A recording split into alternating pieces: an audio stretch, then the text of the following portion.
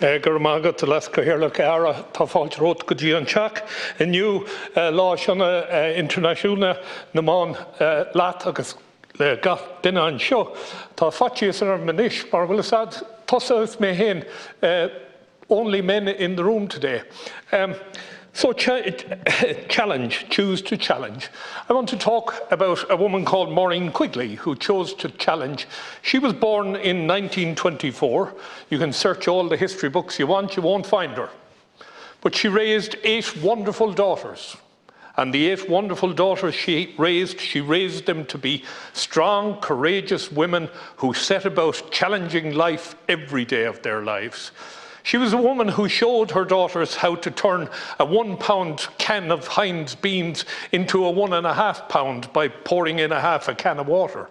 She was a woman who showed her charity when 5 traveller children turned up at her door one evening, and as they were waiting for her to get some bread for them, they looked through the door and they saw the TV. And they said, "Can we see the moving pictures, missus?" She brought them in, she set them down, she gave them their tea, and she did that every day. So she did, so as they could watch Seoirse agus Bartley, Dahi Lacha, and when the news came on, they knew they had to go home. Maureen Quigley was my mother. And you know, I grew up in a family of 11, and we idolised my father, all of us. And my mother was the engine room, and we just took it that she was there. She never missed one occasion in my life. She turned up for my instigation as an altar boy, into the Boy Scouts, into the FCA. When I joined the British Army, she came to my passing out. When I passed out in the Irish Army, she was there. When I got my degree, she was there. She was never, ever, ever missing any time in my life, and I never put any thought into it. And shortly before she died, I had the privilege of arriving in the nursing home on my own one day, and she was sitting on the bed, and she sat up with a big smile, and she said, "Gerard, what are you doing here?" I said, "I came down to visit you today, Mum." And I said, on the way down, I thought about something. And she said, "What was that?" And I said, "I thought about the huge influence you had on my life." I said, "I would have never done anything but for the strong, silent motivation that you provided for me and my brothers and sisters." And she went, "Oh, stop that now, stop that." But she did. She drove all of us on to do wonderful things. If my dad or my mother thought I would be standing here today, I don't know what they'd make of it. And the second woman I want to talk about is a girl called Rebecca.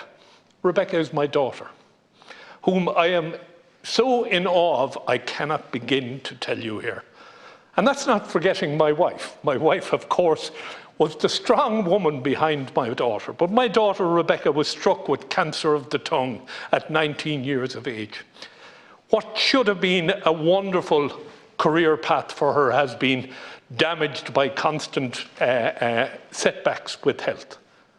And you would have a setback today, and you'd go and you'd meet her in a hospital or wherever she'd be, and she would be in tears. And you'd go in the following day and she'd be sitting up in the bed and she'd be, "Right, let's get back to life here."